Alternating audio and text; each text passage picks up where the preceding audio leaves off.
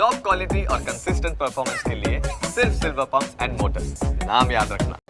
તો ફરી એકવાર પાકિસ્તાન મરીનની અવરચંડાઈ સામે આવી કે જ્યાં પાકિસ્તાન અને ભારતની દરિયાઈ સીમાની નજીક ભારતીય માછીમારોનું રેસ્ક્યુ કરવામાં આવ્યું છે।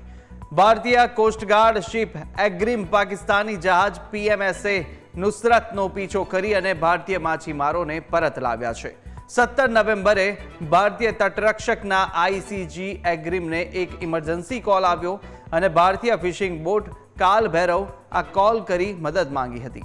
જ્યાં બોટમાં માછીમારો ફિશિંગ કરી રહ્યા હતા ત્યારે પાકિસ્તાની જહાજે તેમને રોક્યા હતા અને ત્યારબાદ કાલ ભૈરવ બોટ પર સવાર 7 માછીમારોને પકડી પાકિસ્તાન લઈ જઈ રહ્યા હતા, પરંતુ ICG એગ્રીમ ફૂલ સ્પીડમાં આવી અને આ તરફ પાકિસ્તાની જહાજ નુસરતને રોક્યો। 2 કલાક સુધી મધદરિયે આ રેસ ચાલી, જે બાદ પાકિસ્તાનના જહાજને કહેવામાં આવ્યું કે કોઈ પણ શરતે ભારતીય માછીમારોને પાકિસ્તાન લઈ જવા દેવાશે નહીં અને ભારતના આ કડક વલણ બાદ આખરે પાકિસ્તાન મરીને ભારતીય માછીમારોને છોડ્યા હતા, પરંતુ ત્યાં સુધી ભારતની કાલ ભૈરવ બોટ તૂટી ગઈ હતી ને જેથી તેને દરિયામાં જ જળ સમાધિ થઈ। પરંતુ ભારતે ફરી એકવાર આ પાકિસ્તાનના નાપાક ઈરાદાને નિષ્ફળ બનાવી અને ભારતીય માછીમારોને બચાવી લીધા છે। આ પહેલી વાર નથી, અનેક વાર આ પ્રકારે પાકિસ્તાન દ્વારા આ નાપાક અવરચંડાઈ થતી આવી છે। તો આપણી સાથે retired captain Jaydev Joshi phone line પર જોડાયા છે।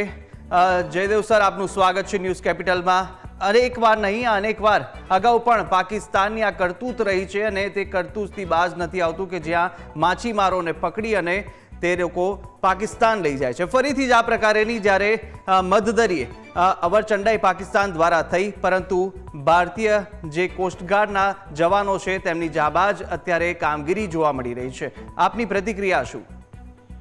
ચોક્કસપણે ભારતીય કોસ્ટગાર્ડ હોય કે ઇન્ડિયન નેવી હોય કે બીજી બધી આપણી સુરક્ષા અને ગુપ્તચરની સંસ્થાઓ હોય,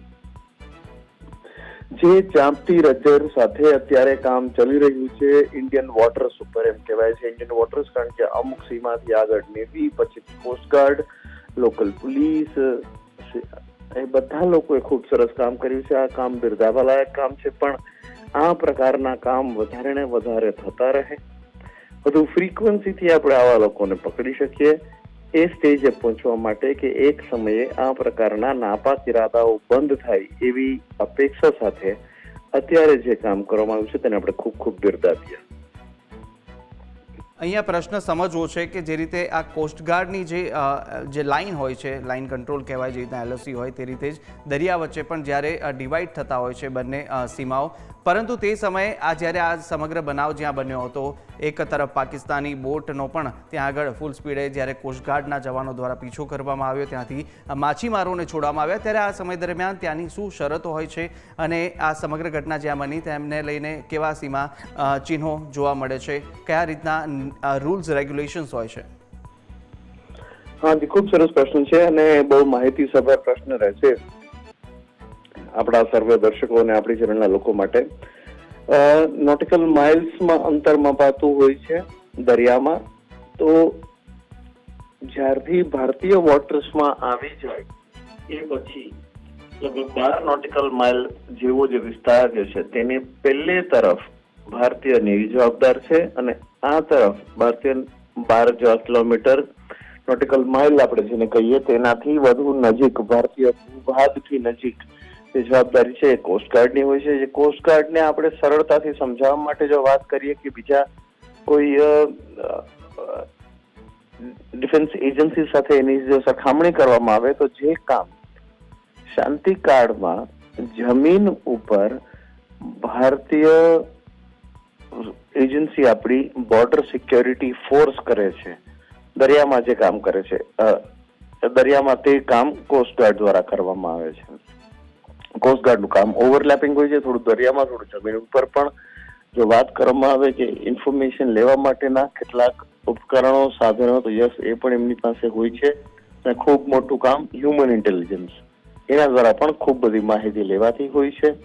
અને કોસ્ટગાર્ડ જે છે એ શાંતિકાળમાં કોઈ પણ ઇલીગલી ઇન્ફિલ્ટ્રેટ કરે ભારતીય દરિયામાં એ કામ રોકવું એનું કામ છે। ત્રાસવાદી અથવા બીજા દુશ્મન દેશની નેવિલ શિપ્સ અને એને રોકવું એ બીજું કામ છે. અને સૌથી વધારે કામ જે છે એ છે human intelligence gathering, human intelligence મેળવવું. અને એ બધા કામમાં આ પ્રકારના બનાવમાં ભારતીય કોસ્ટગાર્ડ ખૂબ જ ઉજળા રંગો સાથે નિખરીને આવી છે.